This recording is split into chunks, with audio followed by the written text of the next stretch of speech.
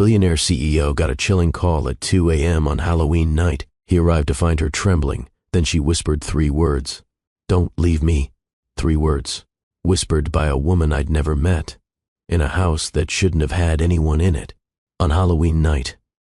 At 2:47 a.m., her voice was shaking so violently I could hear her teeth chattering through the phone.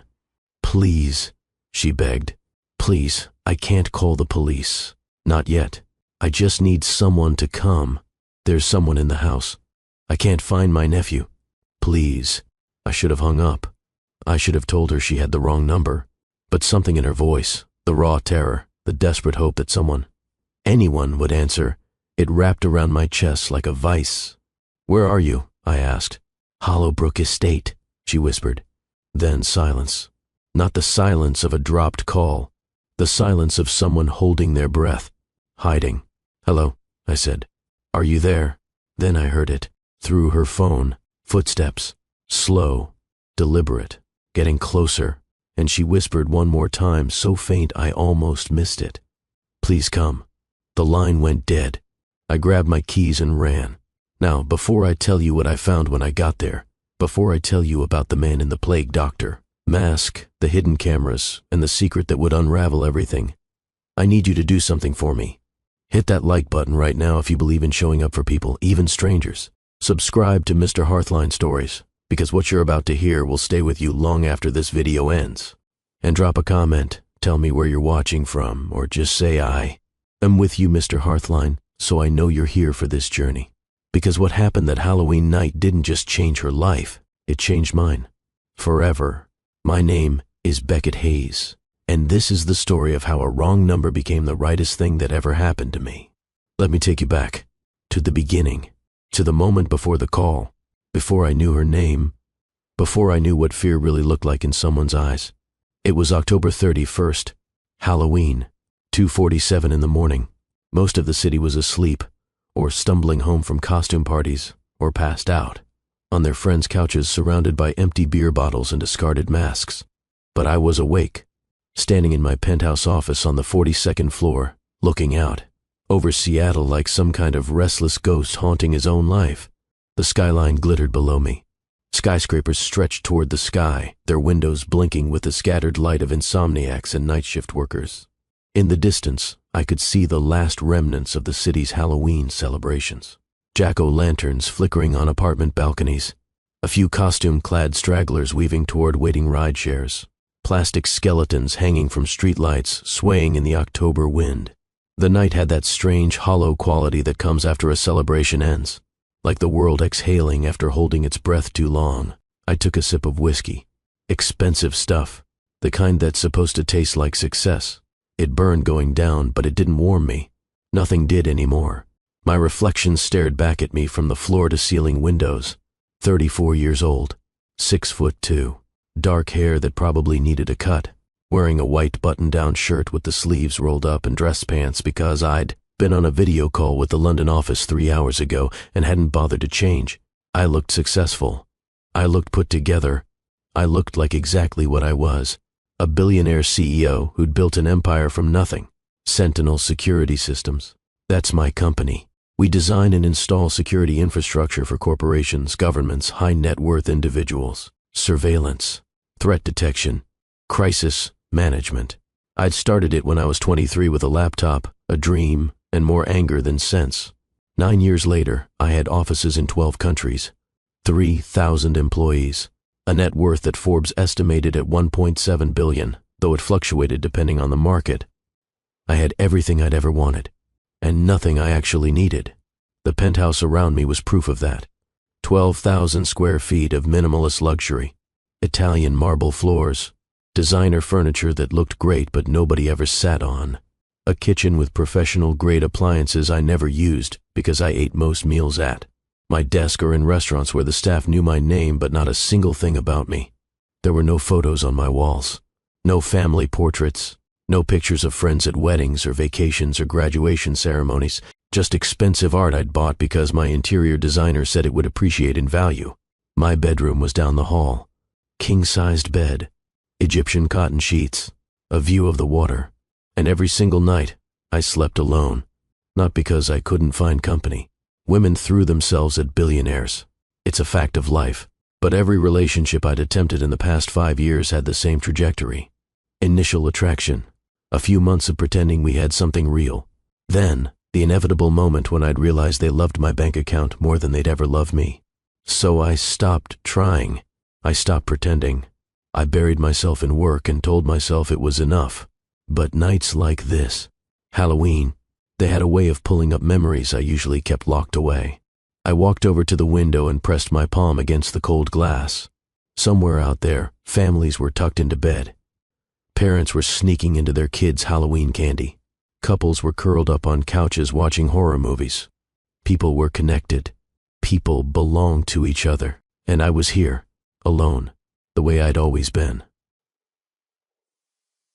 I grew up in foster care, 6 different homes between the ages of 4 and 16. My biological parents, I don't remember them. Apparently my mother dropped me at a fire station when I was 3 with a note that said I'm sorry. That was it. No name, no explanation, just sorry. The foster homes were mixed. Some were fine. Some were not. None of them were home. I learned early that nobody was coming to save me, that if I wanted anything in this life, I'd have to take it myself. But there was one night, one Halloween, when I was 6 years old. That changed everything.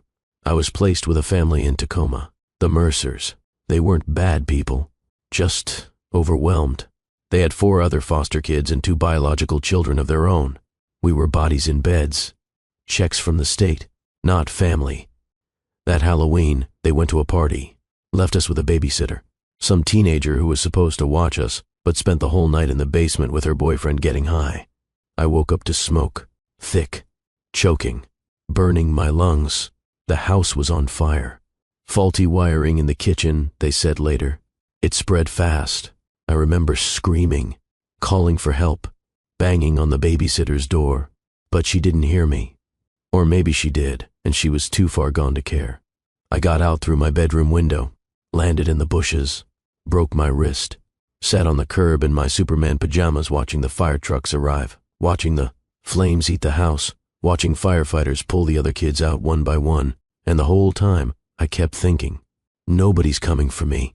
Nobody even knows I'm here.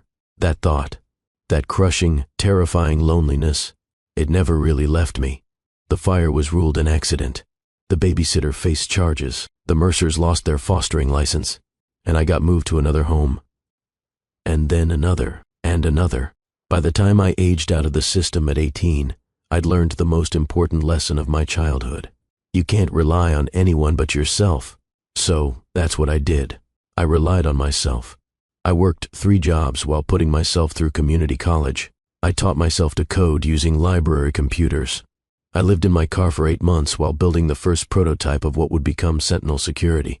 And when the company took off, when the money started rolling in, when I became the success story people wrote articles about, I told myself I'd made it.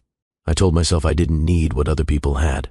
Connection, family, love. But standing there at 2:47 in the morning on Halloween night, staring at my reflection in the glass, I couldn't lie to myself anymore. I was still that 6-year-old kid sitting on the curb, still alone, still waiting for someone to come. That's when my phone buzzed. It was sitting on my glass desk across the room. The vibration echoed in the silence. Sharp, insistent. I turned, walked over, looked at the screen. Unknown number. I almost didn't answer. I get a lot of spam calls, a lot of people trying to reach me for investments, partnerships, donations. My personal number is supposed to be private, but it gets out. But something, instinct maybe, or just the particular loneliness that settles in at 3 a.m., made me swipe to accept. Hello, I said. For a moment, nothing. Just breathing. Heavy, ragged, panicked. Then, a woman's voice, shaking so violently I could barely understand her. Oh, thank God. Thank God. Please, I need help. I can't call the police. Not yet. She broke off. A stifled sob cut through the line. Every nerve in my body went on alert. Who is this? I asked. I'm sorry, she stammered. I'm so sorry. Your number? It was on the flyer. The emergency contact for the Hollowbrook Estate event. I thought you were still there. I thought. Slow down, I said. My voice was firm, but calm. Years of managing crisis situations had trained me to stay level-headed when others panicked. Where are you? Hollowbrook Estate, she said. The old Victorian on Craftsman Hill. There was a charity haunted house event tonight. I'm a volunteer, but everyone's gone, and I can't. Her voice splintered, shattered like glass. I can't find my nephew, she whispered. And there's someone. She stopped, abruptly, like someone had grabbed her. Hello, I said. My pulse quickened. Are you there? Nothing. Then, so faint, I almost missed it, a whisper. He's coming. I heard it then. Through her phone. Footsteps, slow, deliberate. The creak of old wood. Getting closer. My entire body tensed. Where are you in the building? I asked. Storage room, she breathed. Second floor, east wing. Please. My phone's almost dead, and The footsteps stopped. Silence. Heavy. Suffocating. Then she whispered, Please, come. And the line went dead. I stared at my phone for exactly 3 seconds. My mind was racing, calculating. This could be a prank. Could be a setup. Could be someone trying to lure me somewhere for God knows what reason. But her voice, the terror in it, that wasn't fake. I'd heard fear before. Real fear. And that was it. I grabbed my keys off the desk, grabbed my jacket, ran for the elevator. My Audi R8 was in the private garage beneath the building. I slid behind the wheel and punched Hollowbrook Estate into the GPS. 14 minutes away. I made it in 9. The streets were empty. Rain had started to fall. Light. Misty. The kind that makes everything look like it's underwater. I blew through red lights. Took corners too fast. My hands gripped the steering wheel so hard my knuckles went white. I kept thinking about her voice. Please, come. Like I was her last hope. Like she'd gambled everything on a stranger answering the phone. Why didn't she call the police, I wondered. What was she afraid of? Hollowbrook Estate sat on the edge of the city like a Gothic nightmare. I'd heard of it. Everyone in Seattle had. It was a historical landmark, built in 1876 by some lumber baron who'd gone insane and allegedly murdered his entire family in the house before hanging himself in the ballroom. Urban legend, probably. But the house had that reputation. During October, the local historical society rented it out for charity events, haunted house tours, horror movie screenings, Halloween attractions. But now, at 3 a.m, it was completely dark. I pulled up the long, winding driveway. Gravel crunched under my tires. The headlights cut through the rain and illuminated the mansion. It was massive. 3 stories of crumbling Victorian architecture, turrets and gables, broken shutters hanging at odd angles, ivy crawling up the walls like grasping fingers, wrought iron gates sagging on their hinges. There were no other cars, no lights, just the skeletal silhouette of the house against a clouded moon. I killed the engine and stepped out. The air was cold, sharp. It smelled like rain-soaked leaves and something else, something acrid, like burnt plastic or electrical fire. Hello, I called out. My voice echoed across the empty grounds. The wind answered. It pulled at my jacket, rustled through the trees. Somewhere in the distance, a shutter banged against the side of the house. I moved toward the front entrance. The double doors were ajar, one hanging loosely from its top hinge. Inside, darkness swallowed everything. I pulled out my phone and activated the flashlight. The beam cut through the blackness and illuminated the entry hall. It was like stepping into a nightmare. The walls were covered in peeling floral wallpaper. A dusty chandelier hung from the ceiling, half its crystals missing. The floor was littered with the remnants of the night's festivities. Fake cobwebs, deflated decorations, a bowl of candy corn overturned on a side table, the pieces scattered like tiny traffic cones. You called me, I said loudly. I'm here. Where are you? No answer, just the sound of my own breathing, the creak of the old house settling, the faint drip of water from a leak somewhere above. I moved deeper inside, through the main hall, past a parlor filled with fake tombstones and cobwebbed mannequins dressed as ghosts, down a narrow corridor lined with portraits whose eyes seemed to follow my movements. The beam of my flashlight swept across peeling paint, cracked plaster, dark doorways that opened into even darker rooms. Then I heard it, faint, coming from deeper in the house, a soft, rhythmic thumping. I followed the sound, through a drawing room, past a dining area with a long table covered in dust, down another hallway. The thumping grew louder. It was coming from a door at the end of the corridor. A storage room, maybe. The door was closed. I approached slowly, quietly. My heart was pounding. Every instinct I had was screaming that this was a bad idea, that I should turn around, call the cops, let professionals handle it. But I thought about her voice. Please come. I reached for the doorknob, turned it, pushed the door open. The room was small, cluttered with old furniture, boxes stacked against the walls, a single window covered with a sheet, and in the corner, crouched low, knees pulled to her chest, was a woman. She looked up as my flashlight found her. Her face was streaked with tears and dirt. Her dark auburn hair had come loose from whatever style it had been in, falling in wild tangles around her shoulders. She wore a simple black sweater and jeans beneath a vintage carnival worker's vest, probably part of the event's costuming. Her eyes were wide, glassy with fear, red from crying, and in her arms, clinging to her like his life depended on it, was a small boy, no older than 6. He was dressed in a dinosaur costume. The hood was pulled low over his face. His body was shaking. For a moment, neither of us moved. We just stared at each other, two strangers connected by a desperate phone call in the middle of the night. Then her lips trembled, and she whispered 3 words that would change everything. Don't leave me. Her voice cracked on the last word. Fresh tears spilled down her cheeks. I knelt slowly, carefully, keeping my movements non-threatening. I put my phone down so the light angled upward, illuminating the room without blinding her. I'm not going anywhere, I said quietly. She exhaled, a shaky, shuddering breath, like she'd been holding it since I walked in. Are you hurt? I asked. She shook her head. No, we're okay. We're okay. The boy didn't look up. He kept his face buried in her shoulder. His little hands were fisted in her sweater. What happened? I asked. She swallowed hard, tried to steady her breathing. My name is Harper Calloway. This is my nephew, Rowan. I've been volunteering here all month for the haunted house fundraiser. Tonight was the last night. We were closing up, me and 3 other volunteers, when the power went out. Generator failure? I asked. Maybe. I don't know. She shook her head. But then we heard someone upstairs. Footsteps. Heavy ones.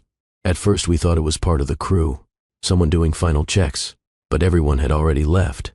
We called out. No answer. Did you see anyone? Harper looked down at the boy in her arms. Rowan did. He was in the parlor, waiting for me while I locked up the ticket booth. He came running. Said there was a man in a mask watching him from the staircase. I thought it was just his imagination. The whole house is full of props and scare actors. But then I saw him too. Describe him. Tall, she said, wearing a plague doctor mask. You know, the kind with the long beak and a long black coat. He didn't say anything, just stood there at the top of the stairs, tilting his head, like he was studying us. Her voice dropped to barely a whisper. I grabbed Rowan and we ran. We hid in here. How long ago? 40 minutes, maybe more. I tried calling 911, but there's no signal in this part of the house. I found a flyer in my pocket from setup week.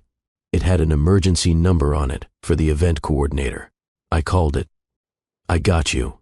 I shook my head. I've never been involved with this event. You must have gotten a wrong number. Her face crumpled. I'm sorry. I'm so sorry. I didn't know who else. Hey, my voice was gentle but firm. You did the right thing. I'm here now. She looked at me, really looked at me, and something shifted in her expression. Not relief exactly, but a fragile, tentative hope. Why did you come? She whispered. You didn't know me. You could have ignored it. I held her gaze. I don't ignore people who need help. A sound echoed from somewhere above us. Slow, deliberate. Footsteps. Harper's entire body went rigid. The boy whimpered softly. I rose to my feet and positioned myself between them and the door. Stay here, I said. Don't move. No, Harper started. I looked back at her. Trust me. She stared at me for a long, breathless moment, then nodded.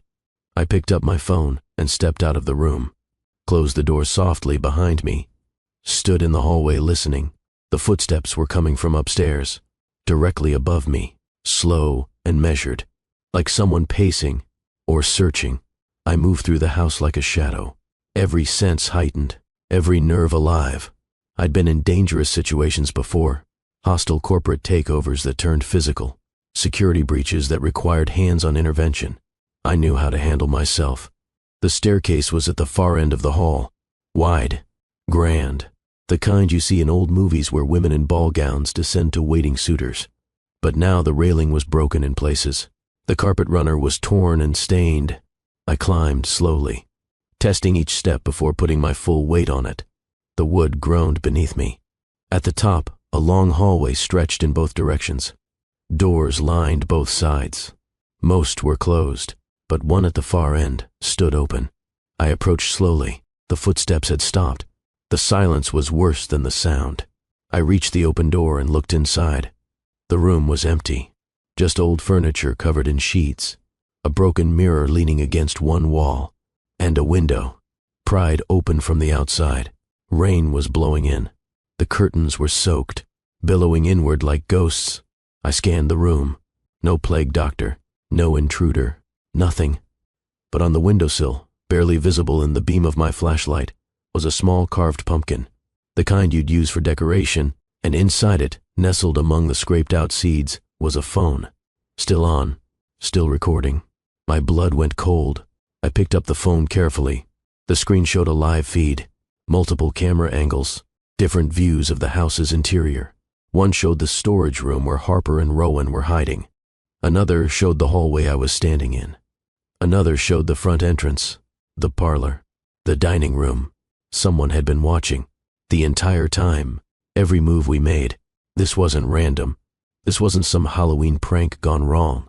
Someone had planned this, set this up, targeted this event, targeted Harper. I pocketed the phone and moved quickly back downstairs. My mind was racing.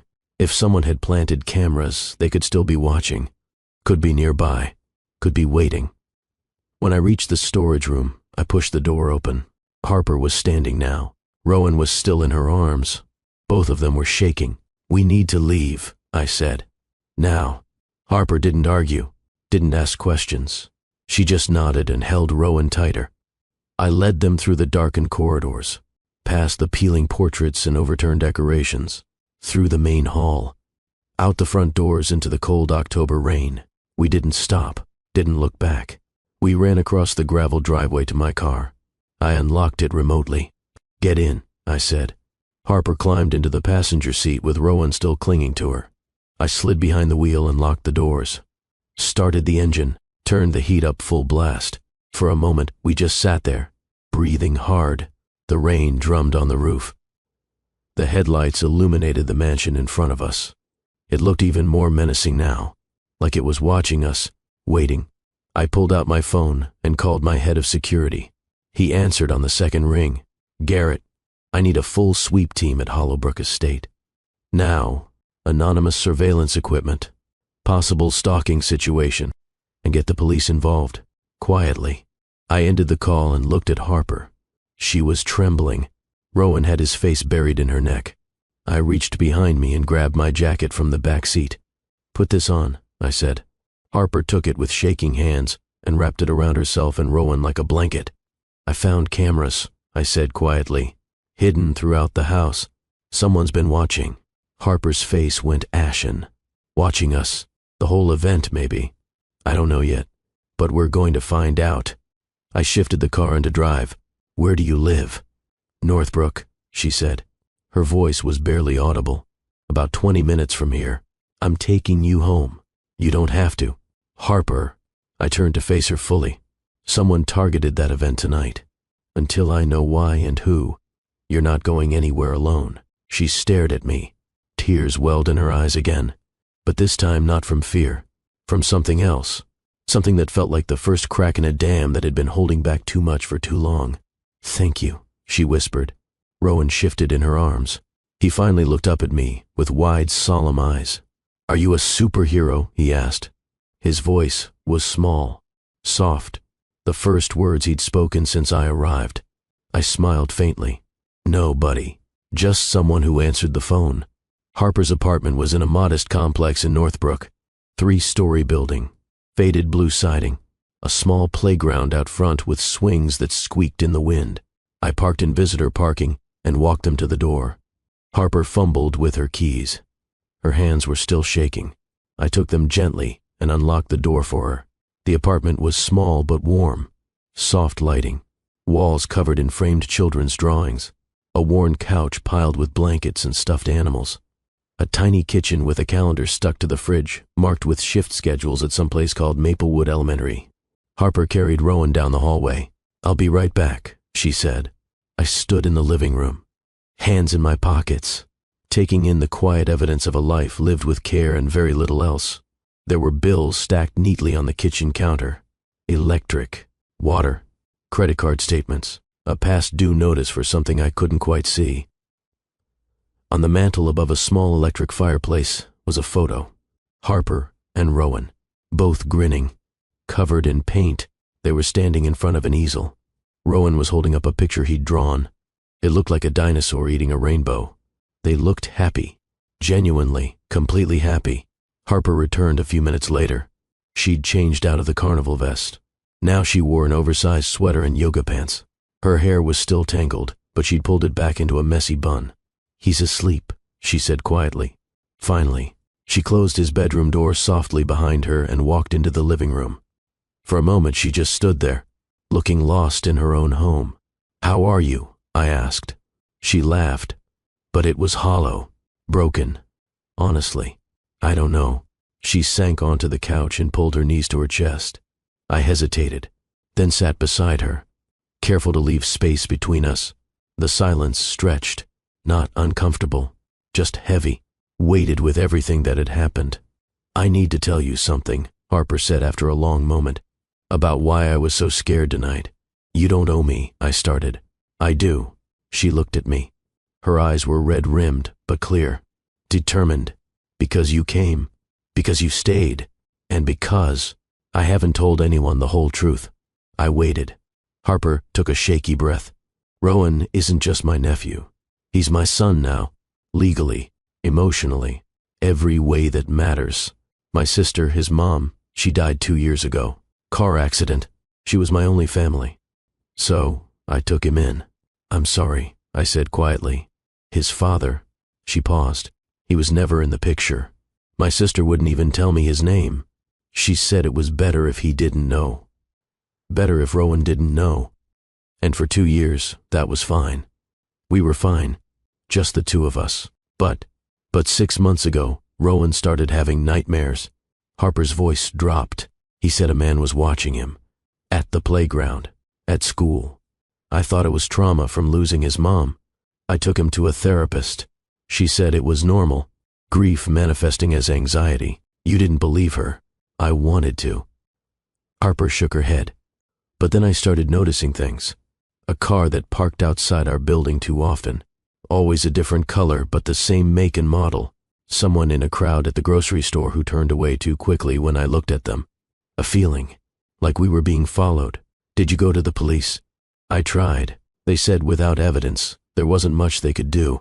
Told me to keep a log, take photos if I saw anything suspicious. But it was never obvious enough, never concrete. Just a feeling. And tonight," her voice broke.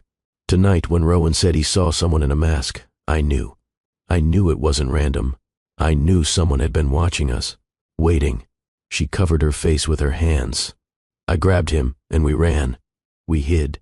And all I could think was, if something happens to me, what happens to him? Who takes care of him? He's already lost so much." I reached out slowly and placed my hand on her shoulder. She didn't pull away. "You're safe now," I said. "How do you know?" "Because I'm going to make sure of it." Harper looked at me. Really looked. "Why are you doing this? You don't even know me." I leaned back against the couch. My gaze drifted to the hallway where Rowan's nightlight glowed faintly beneath the door. "I know what it's like to be alone when you're scared. I said, "and I know what it's like to wish someone had shown up." "What do you mean?" I took a breath. Let the words come. I grew up in foster care, moved around a lot. One of my placements, when I was about Rowan's age, the house caught fire on Halloween night. Faulty wiring, they said later. I woke up to smoke and flames. I called for help, but no one came. The family had gone out, left me with a babysitter who was asleep downstairs, high on something. Harper's hand moved to her mouth. I got out through a window, landed in the bushes, broke my wrist, sat on the curb watching the fire trucks come. And I remember thinking, no one's coming for me. No one even knows I'm here. My jaw tightened at the memory. So when you called tonight, scared and alone, asking for help, I couldn't not come. Harper stared at me. And in that moment, the space between us collapsed. Not physically, but emotionally. The wall she'd been holding up crumbled. She reached out and took my hand. Neither of us spoke. We didn't need to. We sat there in the quiet warmth of her small apartment. Two strangers who weren't strangers anymore. Two people who understood what it meant to survive, to keep going when everything told you to give up. Outside, the rain fell harder. The wind rattled the windows. But inside, for the first time in a long time, neither of us felt alone. Harper fell asleep eventually, curled up on the couch, exhaustion finally winning over adrenaline. I stayed awake, watching, keeping guard. My phone buzzed with updates from Garrett. The sweep team had arrived at Hollowbrook Estate. Police were on scene. They'd found the cameras, found evidence of forced entry through the second-floor window, found the plague doctor mask discarded in the yard, but no sign of whoever had been wearing it. I looked at Harper sleeping. Her face was peaceful now. The fear finally gone from her expression. I didn't know what this was, this pull I felt toward her, toward them. I'd built my entire adult life on being self-sufficient, on not needing anyone. But sitting here in her living room, listening to the quiet sounds of her breathing, of Rowan's soft snores from down the hall, I felt something I hadn't felt in years. Purpose, connection, a reason to show up. My phone buzzed again, a text from Garrett. We pulled footage from the cameras. "You need to see this." I stood quietly so I wouldn't wake Harper, grabbed my jacket, and stepped outside into the hallway. I called Garrett. "What did you find?" He was silent for a moment. Then, this wasn't random, Beckett. Whoever planted those cameras, they weren't watching the event. They were watching her. Harper Calloway. There are hours of footage, just focused on her, following her movements, zooming in on her face. My stomach turned. How long? Based on the timestamps. 6 months, maybe longer. The same time, Rowan started having nightmares. "Get me everything," I said. "I want to know who planted those cameras, where they bought the equipment, every digital footprint. I don't care what it costs. Already on it." We traced the purchase to a private investigator. Guy named Mills, works out of Bellevue. We're bringing him in for questioning now. Good. And Garrett. Yeah, I want round-the-clock security on Harper's building. Discreet. She doesn't need to know, but nobody gets near her or that kid without us knowing about it. Understood. I ended the call and stood in the hallway. My mind was racing. A private investigator. That meant someone had hired him. Someone with money. Someone with a reason to watch Harper. Who and why? I went back inside. Harper was still asleep. I sat back down in the chair across from the couch and watched her. Whatever this was, whoever was behind it, they'd made a mistake. They'd called the wrong number, and now they had me to deal with. If this story is already gripping you, do me a favor and hit that subscribe button right now. You don't want to miss what happens next. And drop a comment. Have you ever felt like someone was watching you? Let me know below. Over the next 2 weeks, I became a constant presence in Harper's life. Not intrusive, not overbearing, but there, steady, unflinching. The first morning after Halloween, I showed up at her apartment at 7 with coffee and breakfast sandwiches. Harper answered the door looking exhausted, like she hadn't slept after I left. "You didn't have to do this," she said. "I know." I handed her the coffee. But I did anyway. Rowan peeked out from behind her legs, still wearing his dinosaur pajamas, his hair sticking up in every direction. He looked at me with those big solemn eyes. "Hi, Mr. Beckett," he said quietly. Hey, buddy. I crouched down to his level. You like pancakes? He nodded. Good, because I'm terrible at making them, and I need your help. That earned a small smile. Harper let me in. We sat at her tiny kitchen table and ate together. Rowan told me about his favorite dinosaurs. The Triceratops was the best because it had 3 horns and could fight T-Rexes. Harper watched us with a mixture of gratitude and confusion. After breakfast, I told her about the cameras, about the private investigator, about the footage. She went pale. Someone's been watching me for 6 months. We're going to find out who, I said. My team is on it. But in the meantime, I want to make sure you're safe. Harper shook her head. I can't afford private security. You're not paying for it. Beckett. Harper. I leaned forward. Let me help. Please. She looked at me for a long moment, then nodded. That afternoon, my security team swept her apartment. They found a listening device, hidden in the smoke detector in the hallway. Harper stood in the living room holding Rowan, watching as they removed it. Her face was a mixture of horror and rage. Someone's been in my home, she whispered, listening to us, to everything. I walked over and placed my hand on her shoulder. Not anymore. The tech who'd found the device bagged it carefully. We'll trace this, he said. Find out where it was purchased. Who installed it? Harper looked at me. What if? What if they come back? They won't. I gestured to the 2 men standing by the door. You're going to have security monitoring your building 24/7. Cameras on all entry points. Alerts if anyone unfamiliar tries to access the property. You won't even know they're there. But they will be. I can't let you do all this. You're not letting me. I'm doing it. There's a difference. That night, I stayed for dinner. Harper made spaghetti, the cheap kind from a box with jarred sauce. Rowan insisted I sit next to him. He told me about school, about his teacher Miss Brennan who let them have extra recess if they were good, about his best friend Tyler who could burp the alphabet. Harper watched us from across the table, something soft in her expression. After dinner, we built a puzzle together. 1,000 pieces. A picture of a jungle with hidden animals. Rowan found the corner pieces. I sorted by color. Harper worked on the border. It was normal, domestic, the kind of evening I'd never had growing up, the kind I'd told myself I didn't need. But sitting there in Harper's cramped living room, listening to Rowan's laughter, feeling the warmth of her presence beside me, I realized something. I'd been lying to myself for years. This connection, this feeling of belonging, this was what I'd been missing, what I'd been searching for in boardrooms and bank accounts and empty penthouses. And now that I'd found it, I wasn't letting go. Rowan fell asleep on the couch halfway through the puzzle, his head resting on my arm. Harper smiled and gently lifted him. I'll put him to bed, she whispered. She carried him down the hall. I heard the soft murmur of her voice. A lullaby, maybe, or a prayer. When she came back, she sat beside me on the couch, closer this time. Thank you, she said, for everything, for showing up, for staying, for, she trailed off. Looked down at her hands. I don't know how to thank you. You don't have to. Then what do you want? I looked at her, really looked, at the way her hair fell across her shoulders, at the freckles scattered across her nose, at the strength in her eyes despite everything she'd been through. I want to keep showing up, I said quietly. Not because you need me, but because I want to. Harper's breath caught. Why?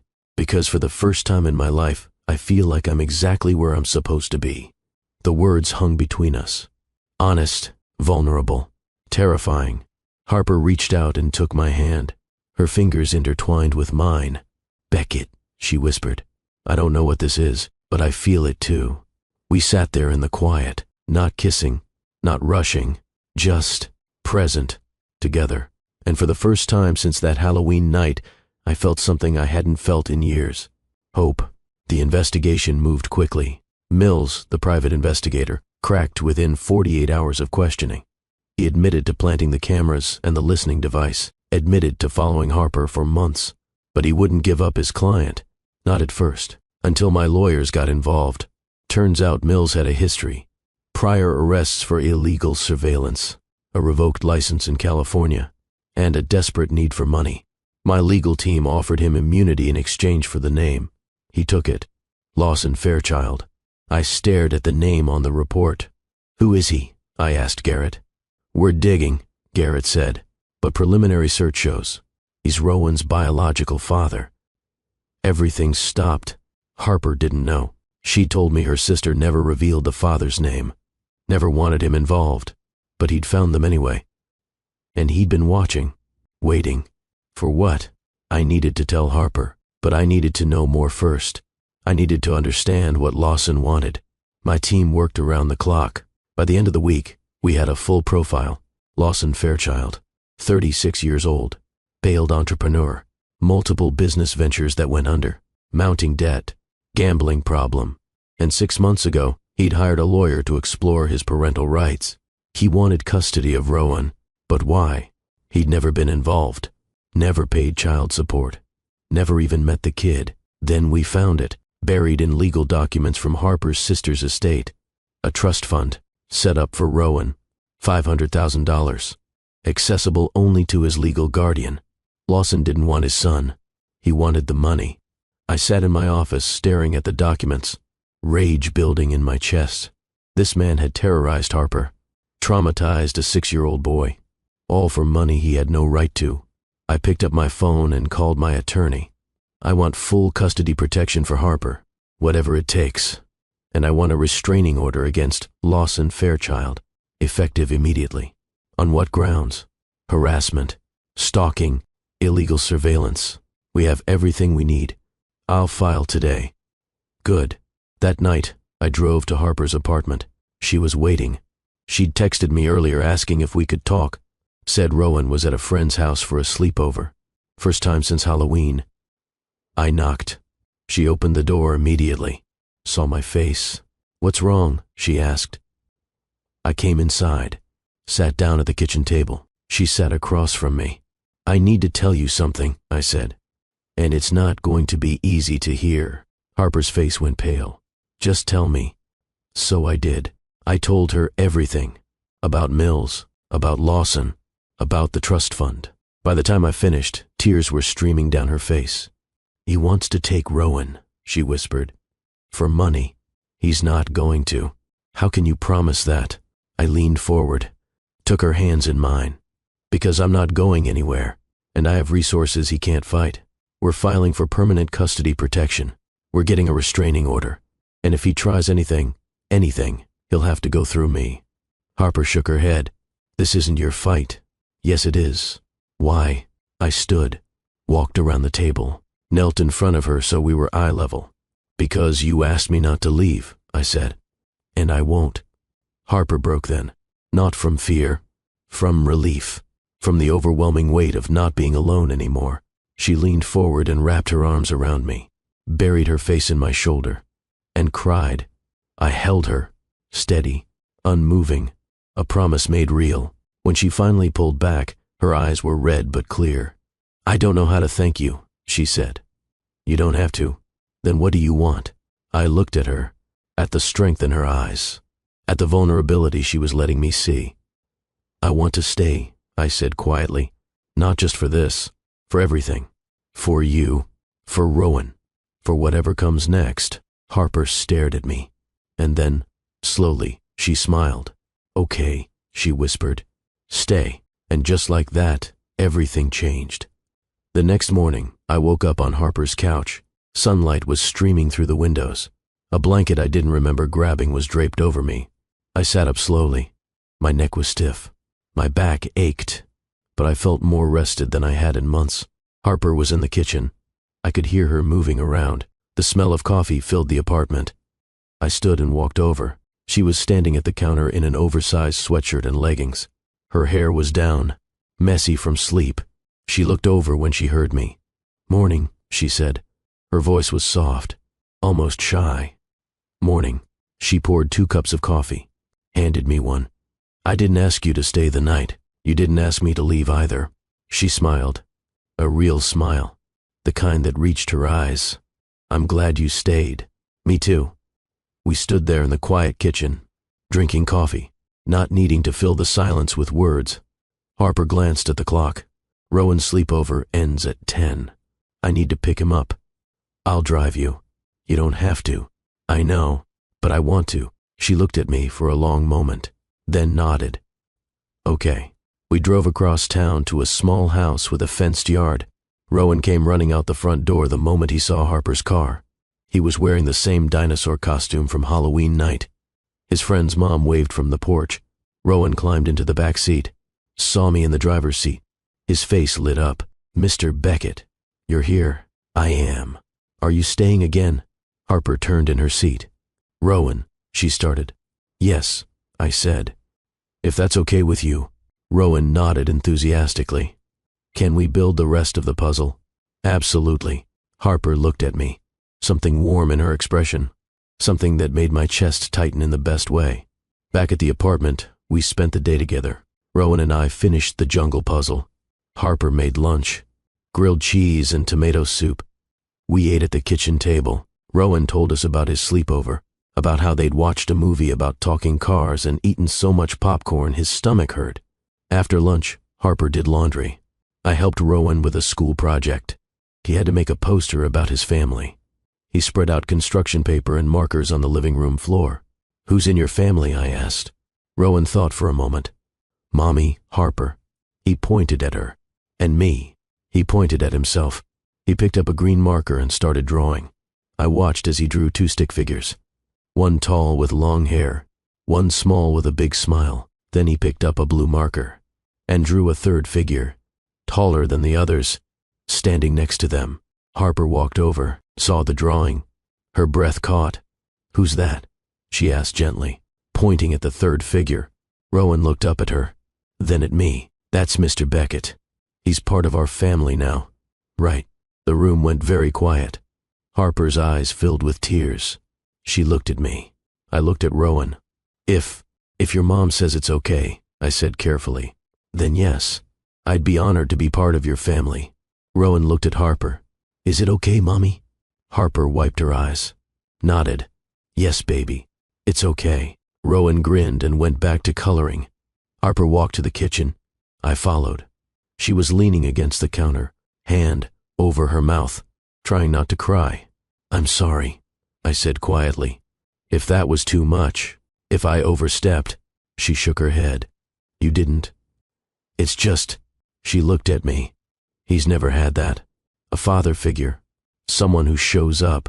And now he does. I stepped closer. Harper. She looked up at me. Her eyes red, but not from sadness, from something deeper. I meant what I said, I told her. I'm not going anywhere. I know this is fast. I know it's complicated, but I've never been more sure of anything in my life. Harper reached up, placed her hand on my chest, right over my heart. I can feel it, she whispered. That, you mean it. I do. She leaned forward, rested her forehead against my shoulder, and for a moment we just stood there, connected, steady. Then Rowan called from the living room. Mr. Beckett, I need help spelling honorary. We both laughed. Harper pulled back, wiped her eyes. Go help him. I'll start dinner. That night became the template for many nights that followed. I started spending more time at Harper's apartment than my own penthouse. I'd show up after work, sometimes with groceries, sometimes with takeout, sometimes with nothing but myself. We'd have dinner together, the three of us, around that small kitchen table. Rowan would talk about school. Harper would tell stories about her day at Maplewood Elementary, where she worked as a teacher's aide.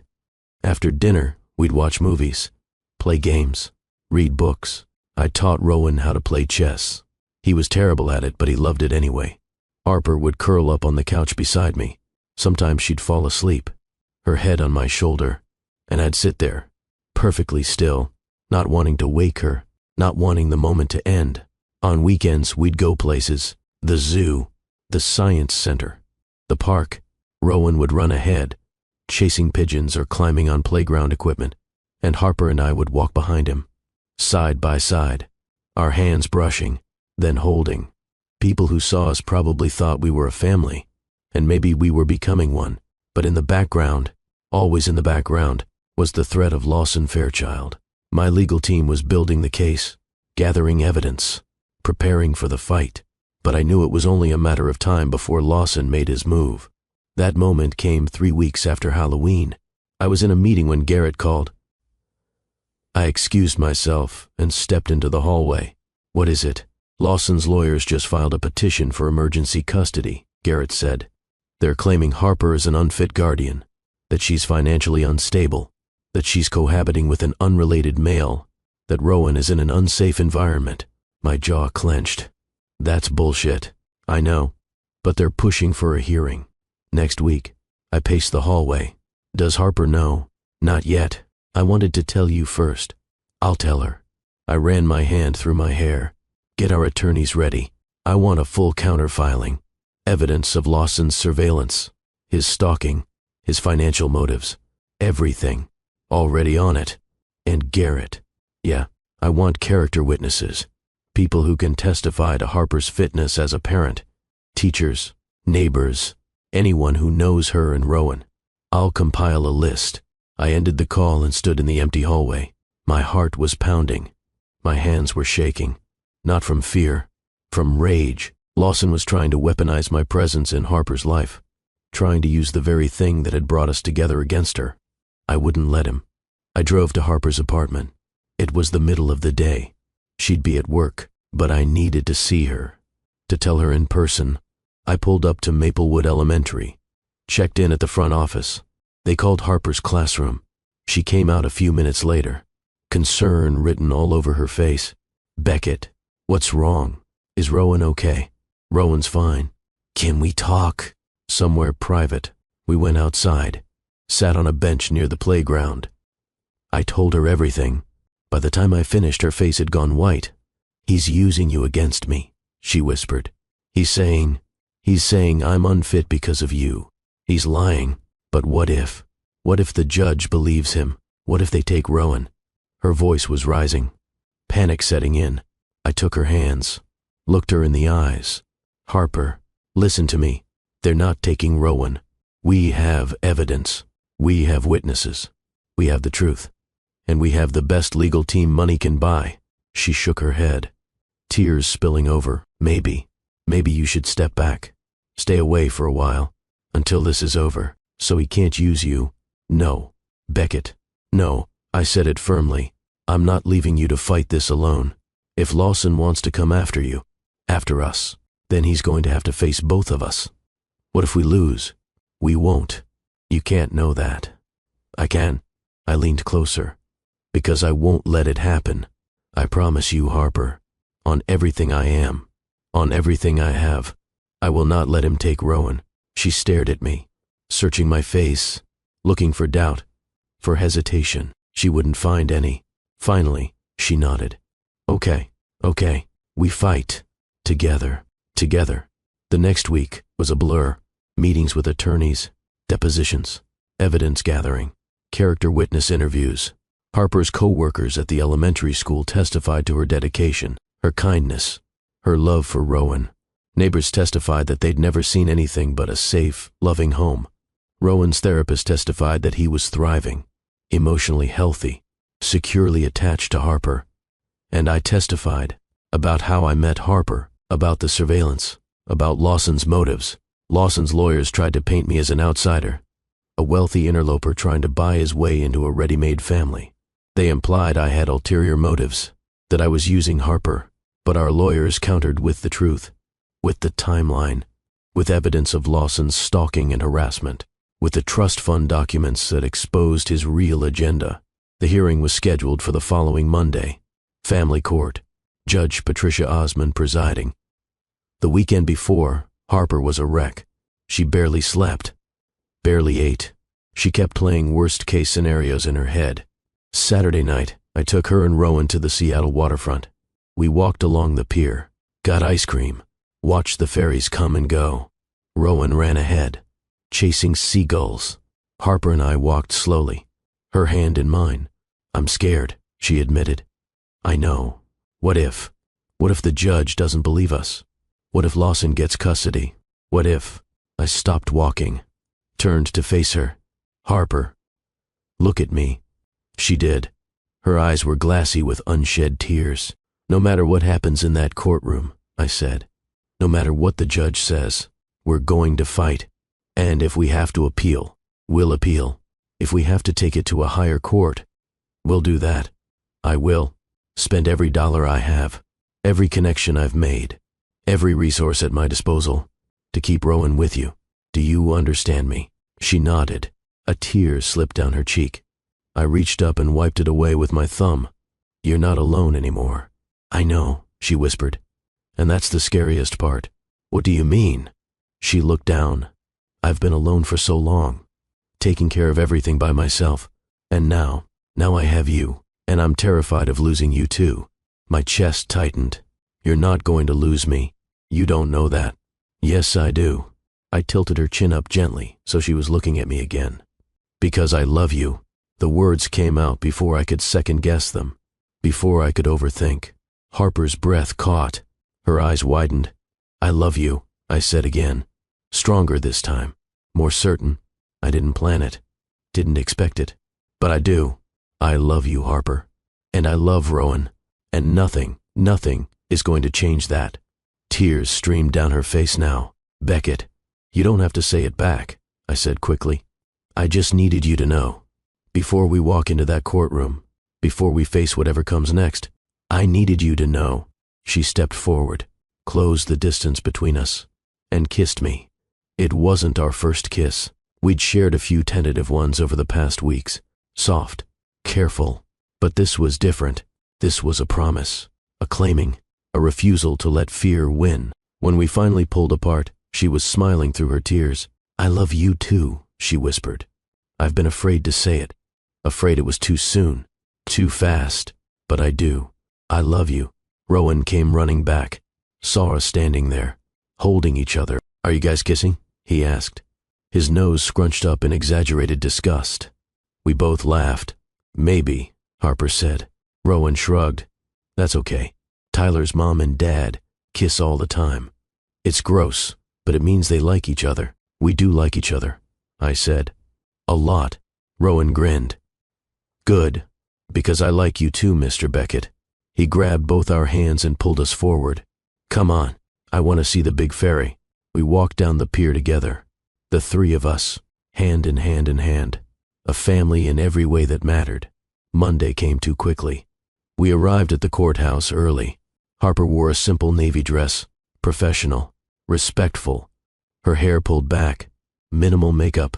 She looked beautiful and terrified. I wore a suit. My lawyers flanked us on either side. Lawson was already there, standing with his legal team near the courtroom doors. This was the first time I'd seen him in person. He was tall, probably 6'1", dark hair slicked back, expensive suit that didn't quite hide the desperation in his eyes. He looked like a man who'd had money once and was clawing to get it back. When he saw Harper, his expression shifted. Something smug, victorious. Harper's grip on my hand tightened. Don't look at him, I murmured. Just keep walking. We entered the courtroom. It was smaller than I expected. Wood paneling, rows of benches, the judge's bench at the front, the Washington state flag in the corner. We took our seats. Lawson and his team sat across the aisle. Judge Osman entered, a woman in her late 50s, gray hair, sharp eyes. She looked like someone who didn't suffer fools. All rise, the bailiff said. We stood. The hearing began.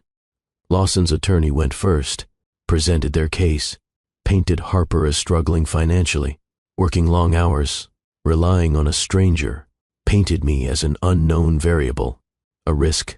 They showed photos of my car parked outside Harper's apartment at odd hours, presented statements from neighbors who'd seen me coming and going, implied impropriety. Harper's hand was shaking in mine. Then it was our turn. Our lead attorney stood, presented evidence of Lawson's surveillance, the cameras, the listening devices, Mill's testimony, the timeline showing 6 months of illegal stalking. She presented the trust fund documents, showed the judge Lawson's financial records, his debts, his gambling losses, his sudden interest in a son he'd never met. She called character witnesses, Harper's boss, her neighbor, Rowan's teacher. All of them spoke to Harper's love, her dedication, her sacrifices. Then she called me to the stand. I swore in, sat down, looked at the judge. Lawson's attorney stood for cross-examination. "Mr. Hayes," he began, "you're a wealthy man." "Correct." "Yes. And you met Miss Calloway under unusual circumstances." "I met her when she called for help, and I responded." "You had no obligation to her." "No. But I had the ability to help, so I did." "And now you're involved with her?" "I'm in a relationship with her." "Yes. Isn't it true that you've spent considerable money on Miss Calloway and her nephew? Security, legal fees, gifts. I've helped where I could. Some might say you're trying to buy your way into this family." I looked directly at Lawson's attorney. "I'm not buying anything. I'm showing up. I'm being present. I'm doing what Lawson Fairchild never did. I'm putting Rowan's needs above my own." The attorney's jaw tightened. "No further questions." Our attorney stood. "Redirect, Your Honor." Judge Osmond nodded. "Mr. Hayes," our attorney said, "in your professional opinion, given your expertise in security and threat assessment, do you believe Rowan Calloway is safe in Miss Calloway's care?" "Absolutely. Harper has done everything humanly possible to protect that child. She's worked multiple jobs, sacrificed her own comfort, put his needs above her own. She's exactly the kind of parent every child deserves. And do you believe Mr. Fairchild has Rowan's best interests at heart?" I looked at Lawson. He met my eyes. No expression. "No," I said. "I believe Mr. Fairchild sees Rowan as a means to access money he didn't earn and has no right to. I believe he's willing to traumatize a child to get it. And I believe if he's granted custody, Rowan will suffer." "Thank you, Mr. Hayes. No further questions." I stepped down, returned to my seat beside Harper. She squeezed my hand. "Thank you," she whispered. The judge called for closing arguments. Both sides presented. Then Judge Osmond sat back, looked at the evidence in front of her, looked at Harper, at Lawson, at me.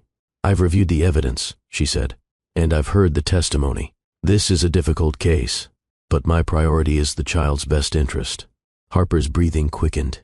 "The evidence clearly shows," Judge Osmond continued, "that Mr. Fairchild has engaged in illegal surveillance and harassment, that his motivations are financial rather than parental, and that he poses a potential threat to the stability and safety of the child."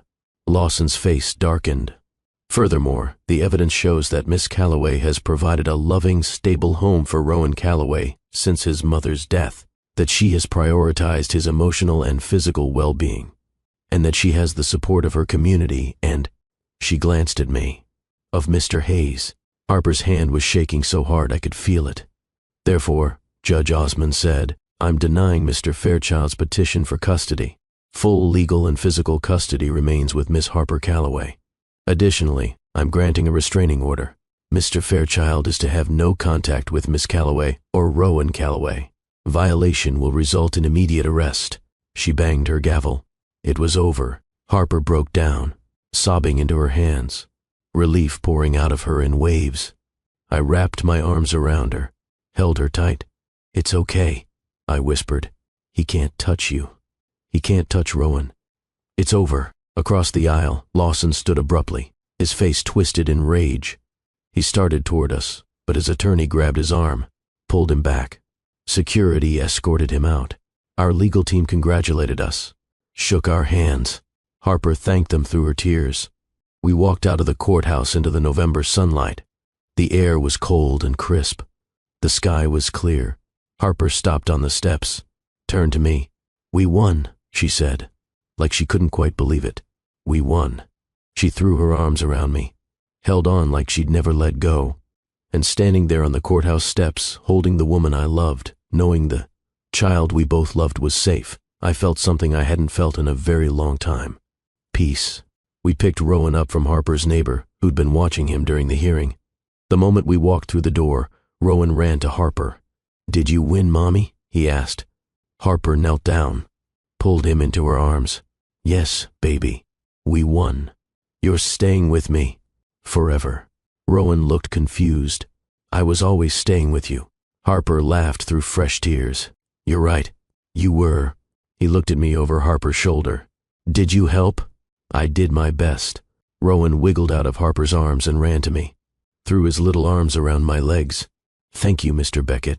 I picked him up, held him close. You're welcome, buddy. That night we celebrated. Nothing fancy, just the three of us. Pizza from Rowan's favorite place. A movie on the couch. Rowan falling asleep between us before the credits rolled. Harper looked at me over his sleeping form. I keep waiting for the other shoe to drop, she whispered. For something to go wrong. Nothing's going wrong. How do you know? Because we won't let it. She reached across Rowan, took my hand. I don't know what I did to deserve you. You called, I said simply, and I answered. Best wrong number I ever dialed. Best call I ever received. The weeks that followed were the happiest of my life.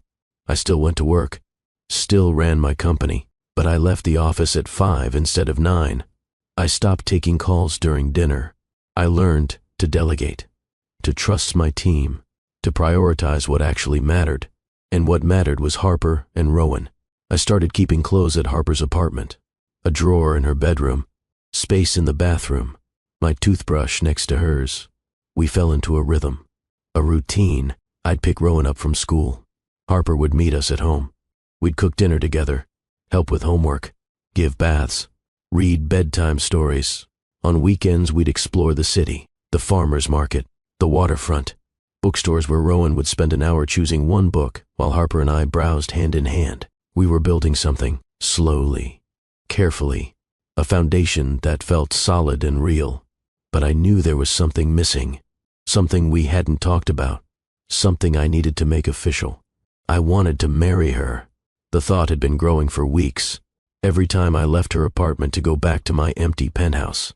Every time Rowan called me Mr. Beckett instead of something more. Every time Harper introduced me as her boyfriend when I wanted to be so much more. I wanted to be her husband. I wanted to be Rowan's father, not just in practice, but in name, in legal binding permanent commitment.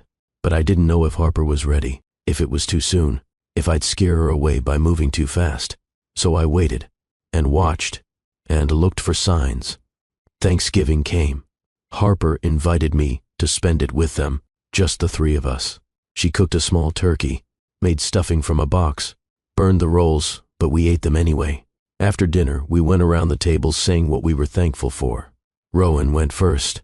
I'm thankful for dinosaurs and Mr. Beckett and Mommy and that we get to stay together forever. Harper went next. I'm thankful for second chances and for people who show up when they don't have to. She looked at me, her eyes soft. Then it was my turn. I looked at them. At Harper with her messy bun and oversized sweater. At Rowan with mashed potatoes on his face and joy in his eyes. At the life we were building in this small apartment that felt more like home than anywhere I'd ever lived. I'm thankful for wrong numbers, I said, and for the family I didn't know I was looking for. Harper reached across the table, squeezed my hand. Her eyes filled with tears. That night after Rowan went to bed, we sat on the couch. The TV was on, but neither of us were watching it. Can I ask you something? Harper said. Anything. She turned to face me, pulled her legs up underneath her. Where do you see this going? This, us, you and me, Rowan, all of it. I took a breath, decided to be honest. I see it going everywhere. I see mornings and nights, holidays and regular Tuesdays, school pickups and bedtime stories. I see. I paused. I see forever. If you'll have me. Harper's breath caught. Beckett. I'm not asking you to decide right now, I said quickly. I wanted you to know where my head is, where my heart is. She stared at me, and I realized she was smiling, tears running down her face but smiling. I see forever too, she whispered. Yeah. I kissed her then, slow and deep, a promise of everything we hadn't said yet, everything we would say. When we pulled apart, she rested her forehead against mine. I never thought I'd have this, she said. After my sister died, after everything with Lawson, I thought it was just going to be me and Rowan against the world. And that was okay. I was okay with that. But then you showed up. And you stayed. And you made me believe in more. You deserve more, I said. You always did. So do you. We stayed like that for a long time. Just holding each other, not needing anything else. December arrived with the first snow. Seattle didn't get snow often, But when it did, the whole city transformed. Everything looked clean and new, quiet and magical. Rowan was ecstatic. He'd never really experienced snow. Harper and I took him to a park, built a snowman, had a snowball fight, came home frozen and laughing. I started thinking about Christmas, about what to get them, what would be meaningful without being overwhelming. For Rowan, it was easy. He'd been talking about wanting a telescope, something to see the stars, the moon, maybe even planets if we were lucky. For Harper, it was harder. She didn't want things, didn't need material gifts. She needed security, stability, a future she could count on. And I wanted to give her that. I wanted to give her everything. So I made a decision. I was going to ask her to marry me. On Christmas Eve, in a way that meant something. That honored what we'd built together. I started planning. First, the ring. I didn't want something flashy. Harper wasn't flashy. She was real, grounded, beautiful in her simplicity. I went to a small jeweler in downtown Seattle, a family-owned place that had been there for 60 years. I explained what I was looking for, something elegant but understated, something that would fit her life, her style. The jeweler showed me dozens of options, but the moment I saw it, I knew. A platinum band, simple, delicate, with a single, round diamond. Not huge, maybe a carat, but flawless, clear, the kind of stone that caught light and held it. It was perfect. I bought it, had it sized, picked it up a week later. Now I just needed the right moment. I invited Harper and Rowan to spend Christmas Eve at my penthouse. Harper was hesitant at first. She'd never been to my place. I'd always come to hers. She felt like my world was so different from hers, like she wouldn't fit. But I insisted, told her I wanted to show her where I lived, where I spent my time when I wasn't with them. She finally agreed. Christmas Eve arrived. I spent the entire day preparing. I had the penthouse decorated, not by a professional, by me. White lights strung along the windows, a tall Christmas tree in the corner by the fireplace, ornaments I'd bought specifically for this, a star on top that Rowan could help me place. I cooked dinner myself. Well, I tried.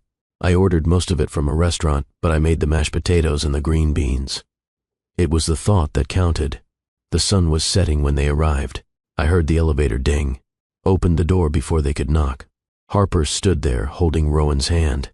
She was wearing a deep red sweater dress, her hair down in soft waves, minimal makeup. She looked stunning. Rowan was wearing a button-down shirt and tiny dress pants. His hair was combed. He looked so grown up it made my chest ache. "Wow," Rowan said, his eyes wide as he looked past me into the penthouse. "This is your house." "It is. It's really big." I laughed. "Yeah, it is." Harper stepped inside, looked around, the floor-to-ceiling windows, the city lights twinkling below, the Christmas tree glowing in the corner. "Beckett," she breathed. "This is beautiful. I'm glad you're here." Rowan ran to the tree. "Can I look at the ornaments?" "Go ahead." He knelt down, started examining each one with the serious concentration only a 6-year-old could muster. Harper turned to me. "You did all this.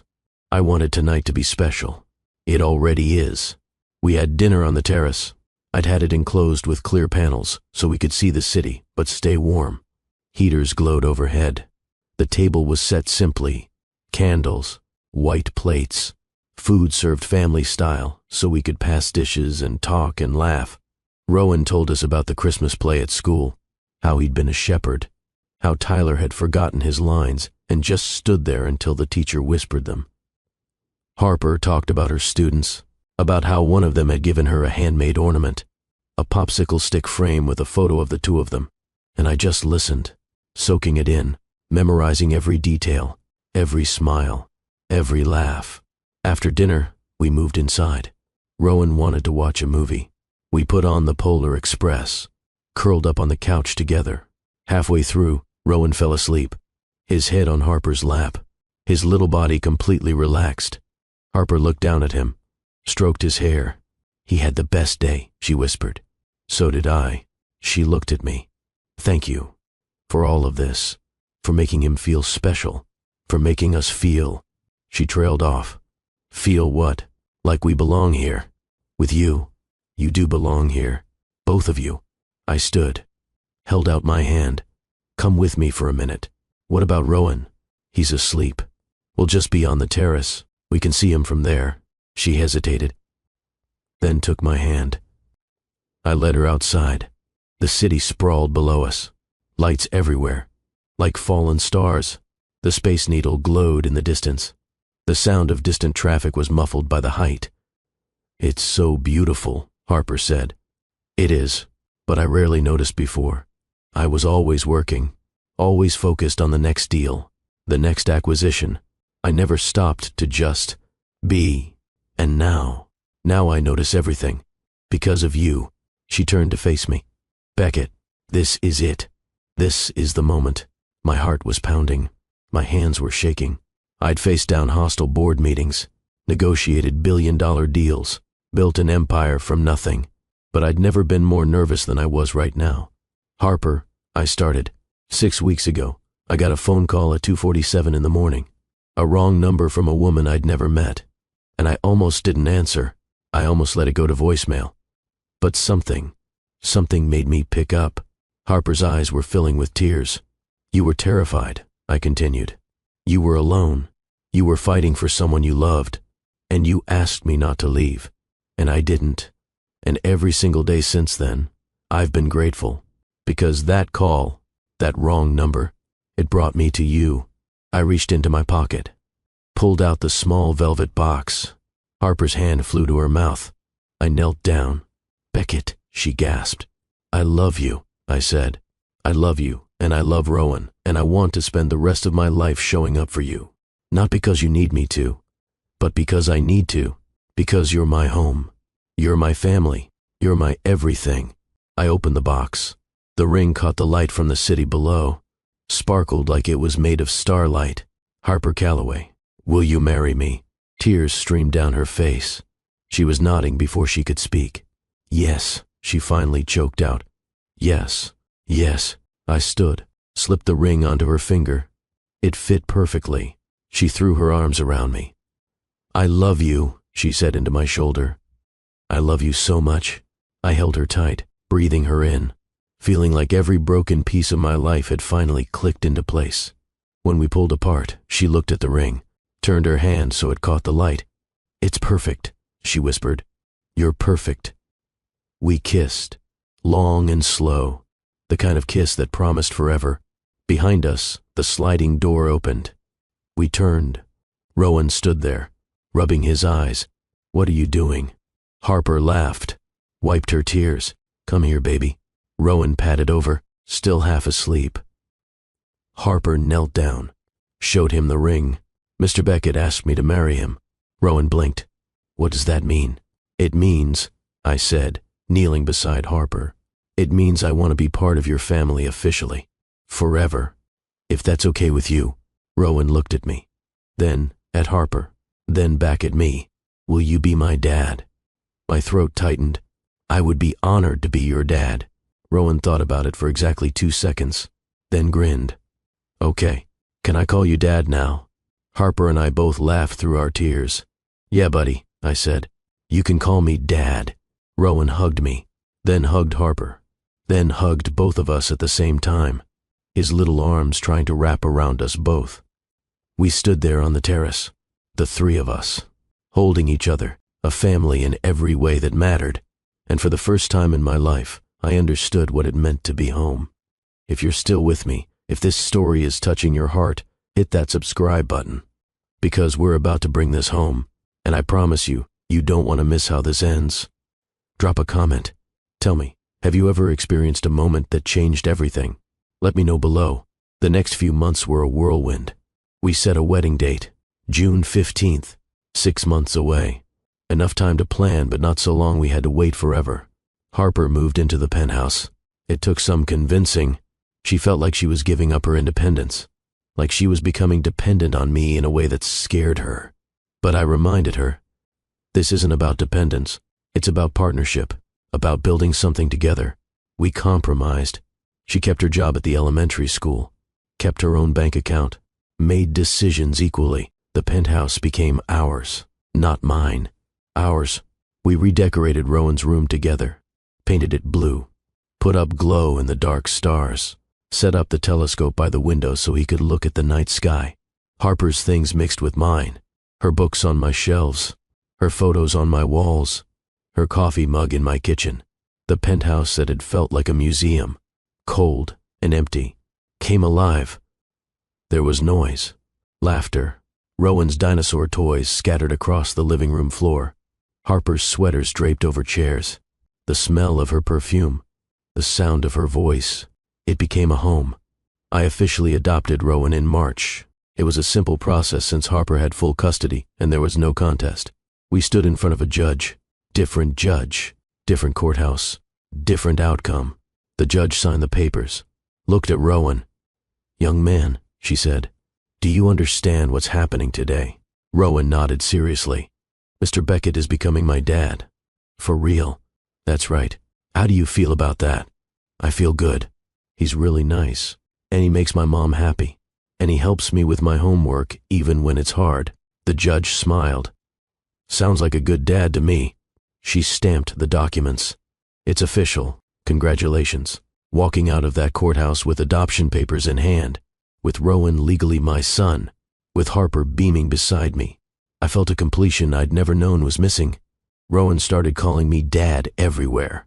At school, at the park, to his friends, to strangers, and every single time, my heart swelled. The wedding planning was surprisingly easy. We both wanted something small, intimate, just the people who mattered. Harper didn't have much family, a few cousins she wasn't close to, some friends from work. I didn't have any family, but I had colleagues who'd become friends. Garrett, my executive assistant Monica, a few others who'd been with me since the early days. We decided on a small chapel, garden setting, wildflowers, fairy lights, nothing extravagant, just beautiful and meaningful. Rowan would be the ring bearer. He took his job very seriously, practiced walking slowly, carrying the pillow, not dropping the rings.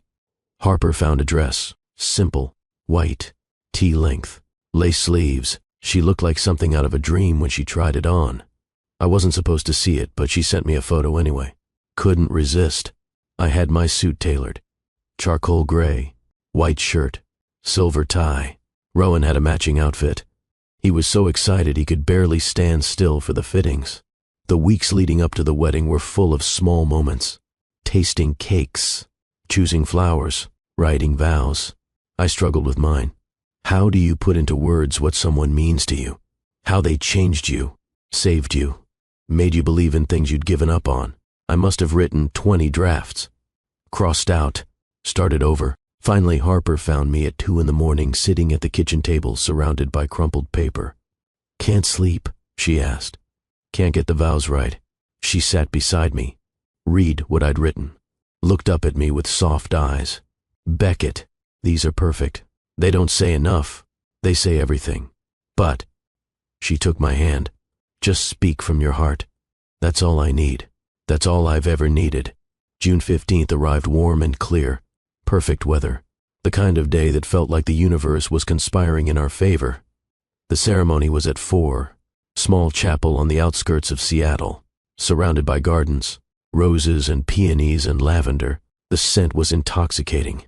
Guests arrived, maybe 40 people, friends, colleagues, Rowan's teacher, our neighbors, people who'd been part of our journey. I stood at the altar, Garrett beside me as my best man. The officiant, a kind woman in her 60s who'd listened to our story and cried, was ready. Music started, soft, acoustic guitar. The doors opened, and there she was, Harper, walking down the aisle. No father to give her away. She was giving herself, strong, independent, choosing this, choosing me. She wore the white dress, carried a bouquet of wildflowers. Her hair was half up, soft curls framing her face. She wasn't wearing much makeup, didn't need to. She was radiant. Beside her, holding her hand, was Rowan, wearing his little suit, carrying the ring pillow, grinning so wide I thought his face might split. They walked together, mother and son, my family. coming toward me. When they reached the altar, Rowan handed the rings to the officiant, then looked at me. I didn't drop them, Dad.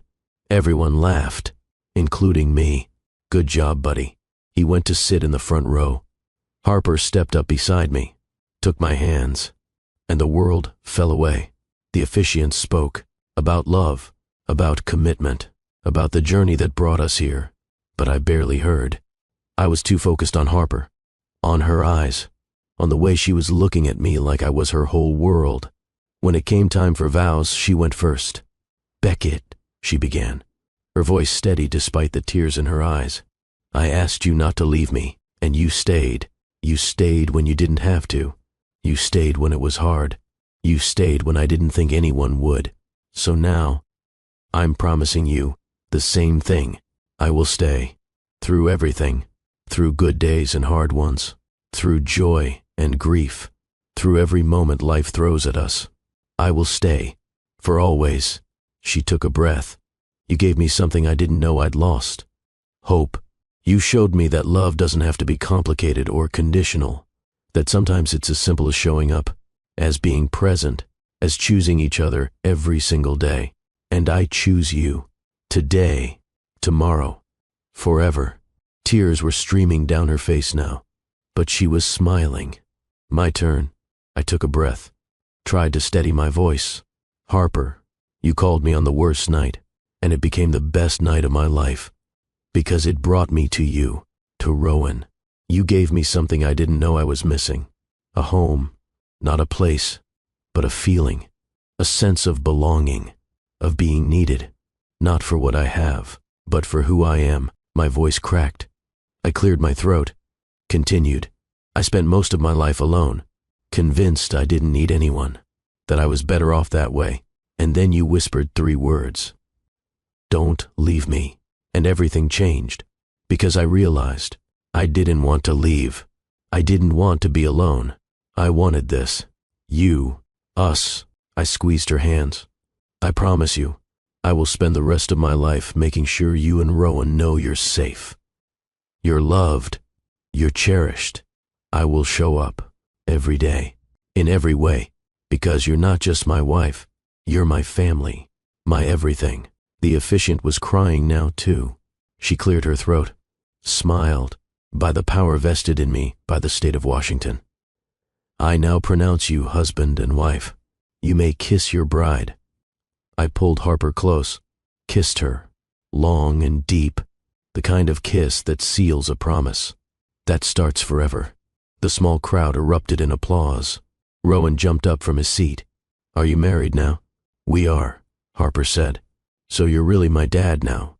"I was already your dad," I said. "But now it's extra official." He ran to us.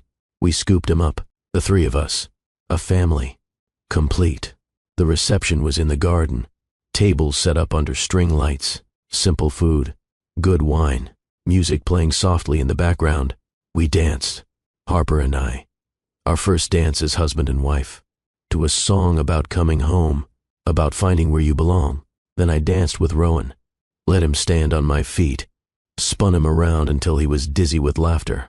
Harper danced with Garrett, with Monica, with friends. We cut the cake, fed each other bites, didn't smash it in each other's faces like some couples do, just gentle, sweet, loving.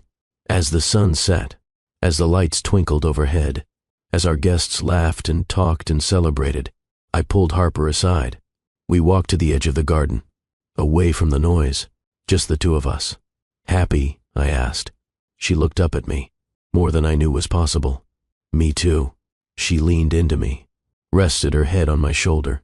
"Thank you," she whispered. "For what?" "For answering the phone." I kissed the top of her head. "Best decision I ever made." We stood there for a while, just holding each other, watching the sky turn from gold to purple to deep blue. "This is everything I never knew I wanted," I said. "You, Rowan, this life." "I know what you mean," Harper said. "I spent so long just trying to survive, and now I'm actually living. We're both living. Finally." The reception wound down. Guests left. Rowan fell asleep in a chair. We carried him to the car, drove home, to the penthouse, our home. put him to bed, still in his little suit because we didn't want to wake him. Then Harper and I collapsed onto the couch, exhausted, happy, married. We made it, she said. We did. She turned to look at me. I love you, Beckett Hayes. I love you too, Harper Hayes. Her eyes widened. Harper Hayes. That's my name now. That's your name. She grinned. I like it. Me too. We stayed up late, talking, laughing, reliving the day, making plans for the honeymoon, for the future, for everything. And when we finally went to bed, when I held my wife in my arms, when I listened to the sound of my son breathing in the next room, I felt a peace I'd never known. This was it. This was everything. Summer turned to fall. We settled into married life. It was surprisingly easy. We'd already been living together, already functioning as a family. The rings on our fingers didn't change much, except they made it official, permanent, real. Rowan started first grade. Harper went back to work. I adjusted my schedule to make sure I was home for dinner, for bedtime, for the moments that mattered. We took our honeymoon in September, just a long weekend. We went to the San Juan Islands, rented a small house on the water, brought Rowan with us because we couldn't imagine going without him. We explored tide pools, went whale watching, built bonfires on the beach, roasted marshmallows, told stories under the stars. It was perfect in its simplicity. October came again, a full year since that Halloween night. Harper suggested we do something to mark the anniversary. Not celebrate exactly, but acknowledge, remember. So on October 30th, 1st, Halloween night, we returned to Hollowbrook Estate. It looked different in the daylight, less menacing. The Historical Society had finished renovations. It was beautiful now, restored to its original Victorian glory. We walked through the halls, Rowan running ahead. Not knowing this was where his mom had been terrified, where everything had changed. Harper and I walked slowly, hand in hand, looking at the rooms that had been dark and threatening. Now they were bright and welcoming. We found the storage room, the place where Harper and Rowan had hidden, where I'd found them. It was empty now, just a clean room with windows letting in afternoon light. This is where you were, I said. Harper nodded. I was so scared. I thought it was over, that whoever was out there was going to hurt us. And then you walked in, and you said, "Don't leave me." She smiled. Best thing I ever said. I disagree. The best thing you said was "I do." She laughed. Kissed me. Okay, second best. We left Hollowbrook Estate, drove home, ordered pizza, carved pumpkins with Rowan, watched a Halloween movie, something silly and not scary. After Rowan went to bed, Harper and I sat on the terrace, looking at the city, the same view we'd stood under when I proposed. A lot can change in a year, Harper said. Everything can change. Are you happy? I looked at her, at my wife, my partner, my home. I'm happier than I ever thought possible. Me too. She rested her head on my shoulder. You know what's funny? What? If that nurse hadn't dialed the wrong number, if you hadn't answered, if you'd ignored it or hung up, none of this would have happened. I know. We wouldn't have met, wouldn't have fallen in love, wouldn't be sitting here. I pulled her closer, but we did meet. I did answer, and we are sitting here. And I don't believe that's an accident. You think it was fate? I paused, searching for the right words. I think sometimes the universe puts people exactly where they need to be, even if the path there doesn't make sense, even if it starts with a wrong number. Harper smiled. I like that. Besides, it wasn't the wrong number. It was exactly the right one. We sat in comfortable silence, the city lights twinkling below, the sound of distant traffic, the warmth of each other. Can I tell you something? Harper said after a while. Always. I'm pregnant. The world stopped. I turned to look at her. She was smiling, tears in her eyes. Happy tears. I couldn't finish the sentence. I'm pregnant. About 8 weeks. I found out yesterday. I wanted to wait to tell you on today. On our anniversary. My hands were shaking. We're having a baby. We're having a baby. I stood, pulled her up, spun her around. She laughed, held on to me. When I set her down, I kissed her, long and deep and full of joy. Rowan's going to be a big brother, I said. He is. Are you happy? Happy doesn't even begin to cover it. We stood there holding each other, a family of 3 about to become 4, and I thought about the journey, about the call that started it all, about the fear and the courage and the choice to show up. Life had a funny way of working out, of taking broken pieces and making them whole, of turning wrong numbers into forever. Harper and I moved inside, made hot chocolate, talked about the future, about baby names, about how to tell Rowan, about expanding our family in ways we'd only dreamed about. And as I sat there with my wife, in the home we'd built together, talking about the life growing inside her, I realized something. I'd spent 34 years searching for success, for achievement, for validation, but I'd been looking in all the wrong places, because this, right here, this was success, this was achievement, this was everything. A family, a home, a love that chose to stay, that chose to fight, that chose to build something beautiful out of broken pieces. This was what mattered. Months passed. Winter came, then spring. Harper's belly grew. Rowan was ecstatic about becoming a big brother. He talked to the baby, read stories, promised to teach them about dinosaurs. We prepared the nursery, painted it soft yellow, gender neutral, because we wanted to be surprised. Set up a crib, a changing table, filled it with tiny clothes and blankets and stuffed animals.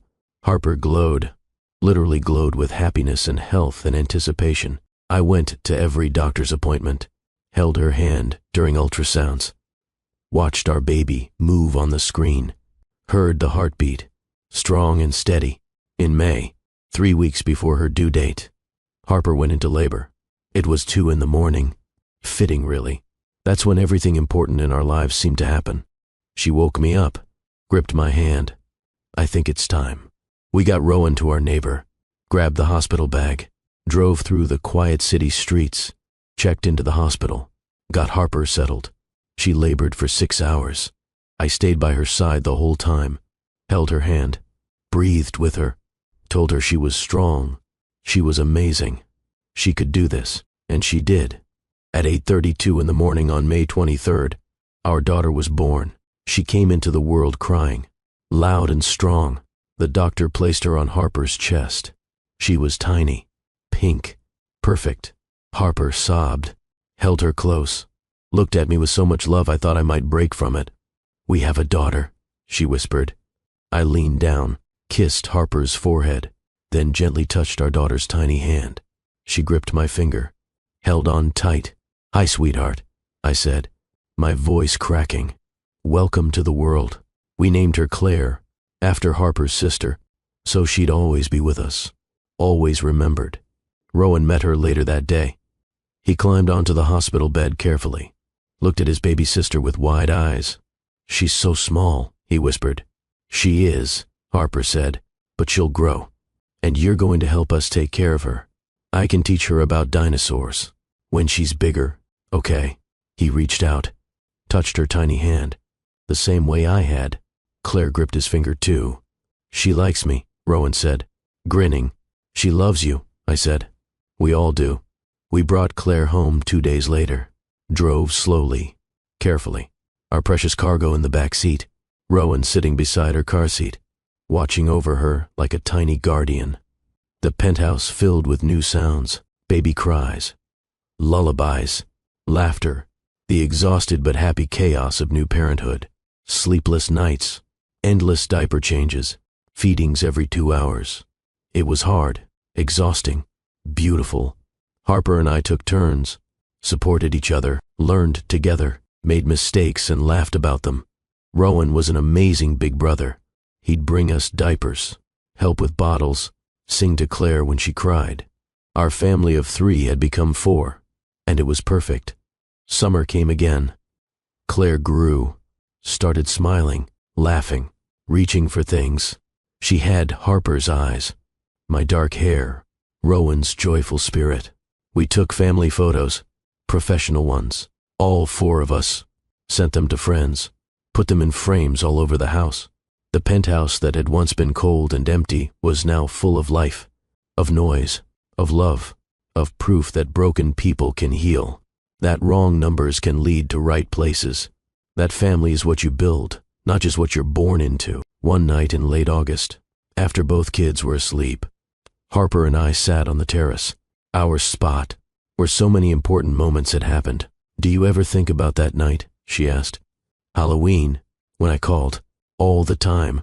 What do you think about how different my life would be if I hadn't answered? If I'd let it go to voicemail, if I'd decided it wasn't my problem. But you didn't." "No, I didn't." And now, I looked at the city, then back at her. "Now I have everything." She took my hand. "So do I. I was so lost, so scared, so alone. And you showed up. I always will. I know. And that's the most amazing part, that you keep choosing us. Every day." "It's not a choice anymore," I said. "It's just who I am now. A husband, a father, a man who finally understands what home means." Harper leaned against me. We sat in comfortable silence, the kind that comes when you don't need words, when just being together is enough. "I never told you this," she said after a while. "But that night, when I called, I almost didn't. I almost just hid and waited and hoped whoever was in the house would leave. I almost didn't ask for help. What changed your mind?" "Rowan." She looked toward the penthouse, toward our sleeping children. I looked at him, so scared, so small, and I thought, I have to do something. I have to try, even if it's a wrong number, even if no one comes. I have to try. I'm glad you did. Me too. Because you came. You actually came. And you stayed. And you, she turned to face me fully, you changed everything. So did you. We kissed, soft and sweet. A kiss between two people who'd found each other in the darkness, who'd built a life in the light. The years that followed were full. Happy, not perfect. We had challenges, hard days, disagreements, sleepless nights, sick kids, work stress, all the normal things that come with life and marriage and family. But we faced them together, always together. Rowan grew, became an amazing kid, smart, kind, funny. He excelled in school, made friends, discovered a love for science, wanted to be an astronaut, or a paleontologist, or both. Claire grew, became a bright, curious little girl. She adored her big brother, followed him everywhere, learned to walk, to talk, to charm everyone she met. Harper and I grew together, learned each other, supported each other, built a partnership that was equal and strong and full of love. I scaled back at work, hired a CEO to run day-to-day operations, became more of a chairman, present but not consumed. It gave me time for what mattered. We took family vacations, went camping, visited national parks, taught the kids to appreciate nature, to be curious, to be kind. We had family dinners every night, no phones, no distractions, just conversation and laughter and connection. We built traditions, Halloween movie marathons, Christmas morning pancakes, summer barbecues, birthday treasure hunts. We built a life, and it was everything. On our 5th wedding anniversary, June 15th again, we renewed our vows. Small ceremony, just us and the kids. On the terrace of our home, Harper wore a simple white dress. I wore a suit. Rowan and Claire stood beside us. Part of the ceremony, part of the promise. We spoke new vows, built on 5 years of marriage, of growth, of learning. Harper promised to keep choosing me, even on hard days, even when it wasn't easy, even when life got messy. I promised to keep showing up, to keep being present, to keep putting family first, and the kids promised to keep making us laugh, to keep us young, to remind us what really mattered. It wasn't legally binding. We were already married, but it felt important, to mark the milestone, to recommit, to celebrate how far we'd come.